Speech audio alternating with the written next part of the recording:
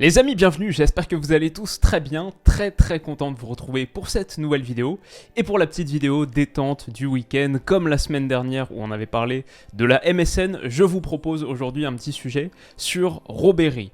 Arjen Robben et Franck Ribéry, le néerlandais, le français, un duo magique vraiment dont on parle pas assez, leur histoire, leurs succès, leurs échecs, il y en a eu aussi, leurs grands buts. Détendez-vous, installez-vous confortablement, c'est notre petit moment du samedi ou du dimanche ou de peu importe quand vous regardez. On est parti pour parler de Ribéry. Il y a beaucoup de choses à dire. Ribéry, c'est parti et ça commence avec l'arrivée de Franck Ribéry au Bayern en 2007. Il est recruté un an après la Coupe du Monde 2006, bien sûr qu'il a révélé aux yeux du monde et il est signé pour un montant record à l'époque pour le Bayern, 25 millions d'euros. Alors Robben, à ce moment-là, en 2007, lui, il est aussi en train de rejoindre un nouveau club. Il est en train de passer de Chelsea au Real Madrid. Mais il va pas s'y éterniser parce que 2 ans plus tard, en 2009, il y a quelqu'un qui arrive, oui, Kaka, mais surtout Florentino Pérez. Florentino Pérez arrive et il signe coup sur coup Kaka, Cristiano Ronaldo, Karim Benzema, ça laisse plus trop de place pour Arjen Robben, qui va donc signer au Bayern et rejoindre son compatriote Louis van Gaal, qui devient l'entraîneur du Bayern en 2009. Ça, c'est un petit peu l'histoire de l'été au Bayern, les Néerlandais, la colonie néerlandaise qui débarque, en tout cas, Louis van Gaal et Arjen Robben, et ça va tout de suite hyper bien se passer pour la Ribéry, vraiment ça va être le départ magique pour leur premier match ensemble contre Wolfsburg en 2009. Arjen Robben sort du banc et va claquer un doublé, les 2 buts sur une passe de Franck Ribéry. Le premier, et puis le deuxième, qui est absolument somptueux, bel échange entre les deux. Déjà Robben qui indique dans la célébration, c'est lui.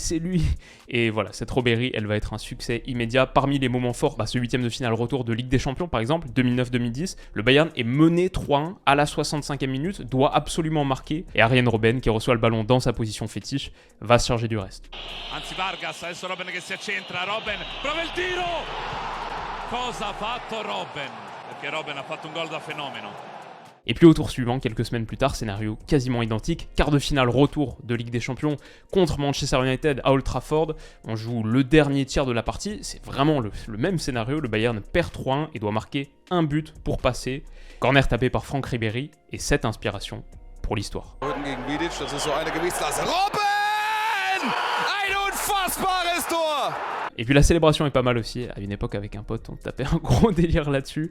Et le Bayern donc vit une première année Ribéry 2009-2010 extraordinaire. Le Bayern gagne la Bundesliga, on voit quoi, Marc Van Bommel qui soulève le trophée, devant Lahm, Robben, Ribéry qui sont là, Timo Schuck entre autres.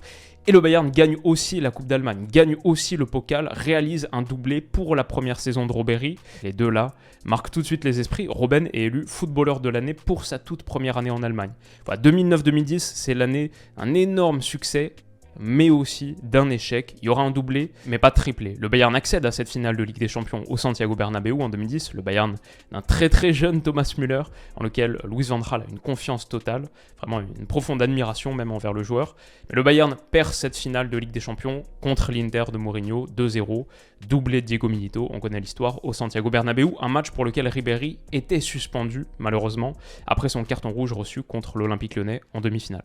Et alors là, c'est intéressant, c'est un peu le début des tensions au Bayern, et notamment pour Ribéry. Ce Bayern qui a été quasi parfait en 2010, mais a échoué sur la plus haute marche, sort à nouveau contre l'Inter en Ligue des Champions la saison suivante, mais cette fois dès les 8e de finale, crucifié par un but dans les toutes dernières minutes de Goran Pandev à domicile, qui coûte d'ailleurs son poste à Louis van Gaal. Et puis ça, c'est en Europe. Sur la scène nationale, il y a aussi un truc majeur à cette période, c'est l'émergence du Dortmund de Jürgen Klopp, un concurrent très sérieux qui arrive face au Bayern, et qui va prendre le titre en 2010-2011, puis en 2011-2012, la première fois depuis 16 ans que le Bayern voit le titre lui échapper 2 saisons consécutives. On a aussi un indice supplémentaire ici, le Bayern va perdre 2 fois de suite le Pokal, la Coupe d'Allemagne, en 2010-2011 et en 2011-2012, humilié en finale par Dortmund, 5-2, triplé de Lewandowski. Vraie période de tension au Bayern à cette époque, qui est cristallisée par une chose, ceux qui connaissent bien l'histoire de Ribéry se souviennent de ce moment, demi-finale contre le Real Madrid, friction extrêmement marquée entre les deux hommes, qui se disputent en gros un coup franc à tirer.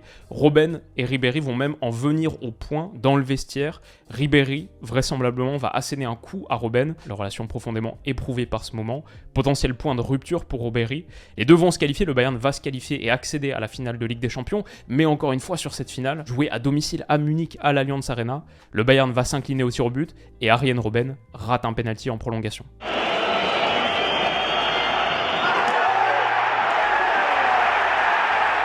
C'est le plus gros échec de la carrière d'Arjen Robben au Bayern, surtout qu'il survient quelques semaines après avoir raté un autre penalty en Bundesliga sur l'avant ou avant-dernière journée contre Dortmund dans la course au titre. Un penalty à la 86e minute, raté encore par Arjen Robben.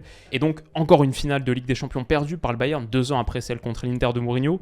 Et encore une saison blanche pour le Bayern, la seconde consécutive. Robben est le visage de ses échecs. Et dans un match amical de fin de saison, Bayern-Pays-Bas, qui est joué à Munich à l'Allianz Arena, il est même sifflé par son propre public.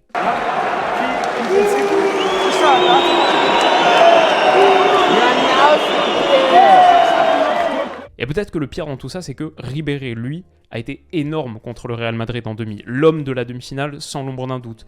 Il aura réalisé sa saison la plus prolifique au Bayern. En 2011-2012, 50 matchs disputés, 17 buts, il ne fera jamais mieux.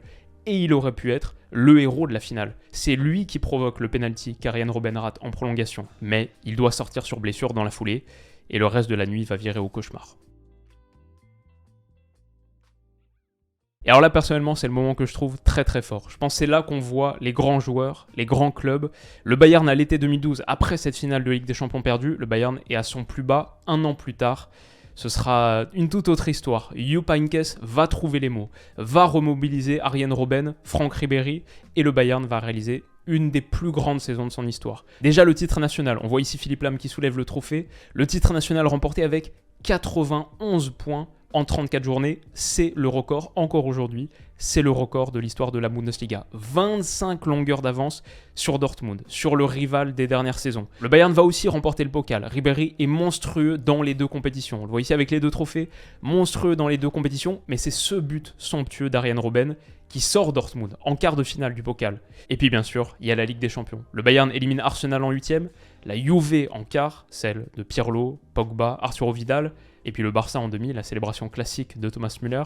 La coupe de cheveux un peu moins classique de Gérard Piqué, je l'avais oublié celle-là. Le Barça en demi, 7-0, score cumulé, pour accéder donc à la finale de Ligue des Champions 2013 à Wembley, contre le Borussia Dortmund. C'est le moment parfait pour prendre sa revanche totale. Après avoir écrasé Dortmund en Bundesliga à 25 points d'avance, après les avoir sortis en quart et remporté le Pokal dans la foulée, finale de Ligue des Champions contre les hommes de Jürgen Klopp. Robben va donner la passe décisive pour le premier but. Bien sûr, Ilkay Gundogan va égaliser sur penalty. Et alors qu'on se dirige tout droit vers une prolongation, si le Bayern perd cette finale, ce sera la 3e finale de Ligue des Champions perdue en 4 saisons. Franck Ribéry va donner 7 passes à Arjen Robben qui marque le but de la victoire, le but du titre, le but de l'Europe. Pour ce Bayern, la réaction de Franck Ribéry, qui est le premier à venir le voir, la réaction de Robben aussi au coup de sifflet final, elle voulait dire tant de choses, celle-là. Après les crève-cœurs de 2010, de 2012, 4 ans après la constitution de Ribéry, c'est le triplé que le Bayern attendait. C'est le moment où Ribéry rentre définitivement dans la grande histoire. Alors c'est aussi la fin de contrat de Jupp Heynckes qui a mené le Bayern à ce triplé historique, mais qui n'est pas prolongé et qui est remplacé, comme on le sait, par Pep Guardiola. Une nomination qui a fait beaucoup de bruit, dont le succès sera débattu, peut-être un jour sur la chaîne, on en fera une vidéo, mais c'est la fin de contrat de Jupp Heynckes, et pour Ribéry, c'est la suite et fin qui commence déjà. Derrière, il y aura encore des titres, bien sûr, déjà toutes les Bundesliga qui ont suivi. C'est quand même assez dingue de se dire, voilà, ça c'est celle de 2013-2014, c'est assez dingue de se dire que celle de 2012-2013, c'est la première de la série qui nous amène jusqu'à aujourd'hui, jusqu'à la saison actuelle, 10 titres consécutifs gagnés depuis cette première, celle du triplé de Jupp Heynckes. On voit les 2 de Dortmund de Klopp juste avant.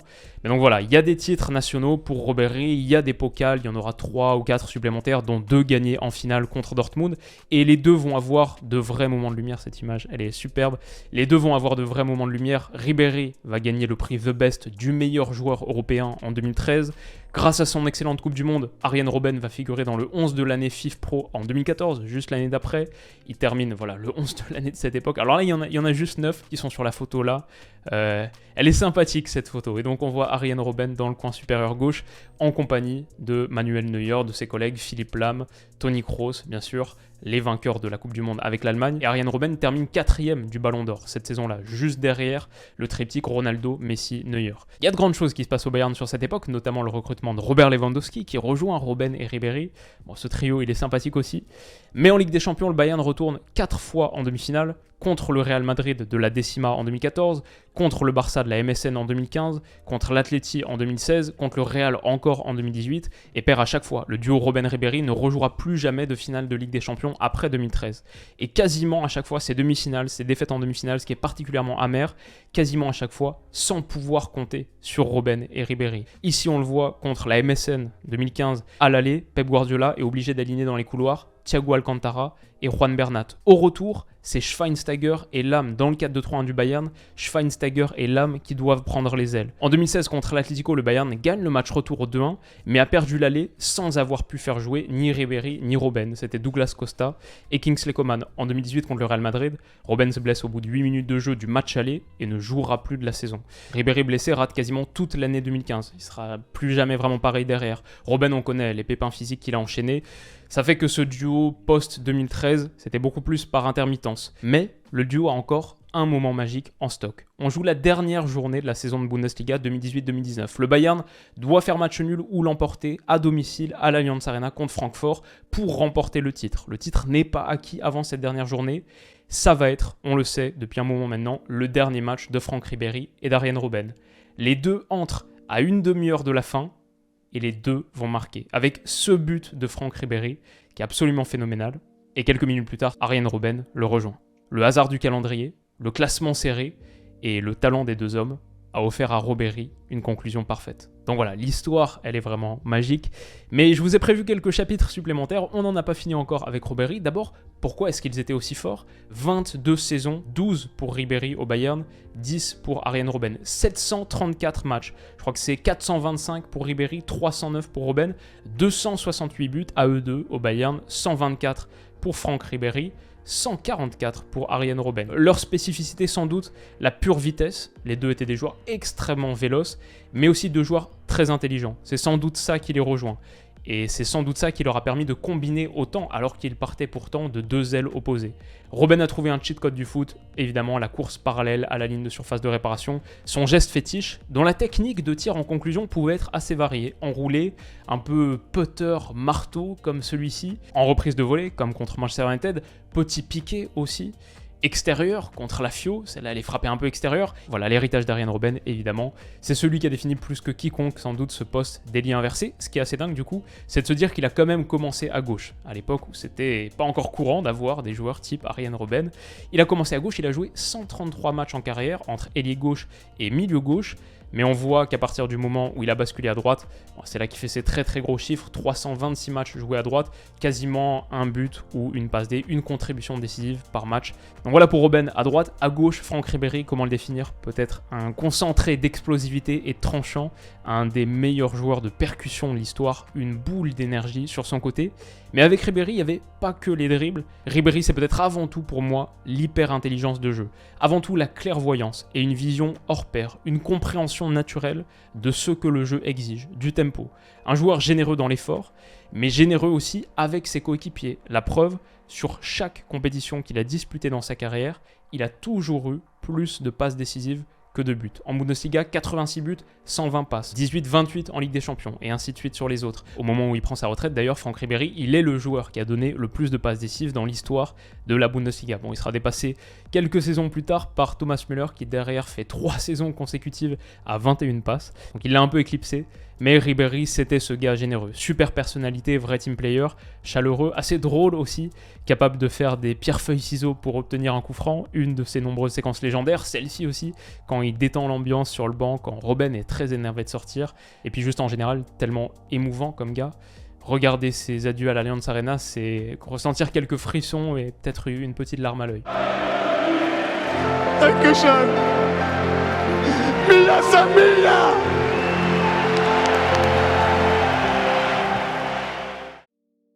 Robben de l'autre côté, c'est un peu en contraste. Il a cette dimension génie timide, plus froid et distant en apparence, plus réservé, mais aussi plus rationnel, plus lucide, capable d'être parfois une forme de grand frère pour Franck Ribéry. J'adore cette image, je la trouve fantastique entre les deux. Finalement, le duo, c'était un peu le chaud et le froid.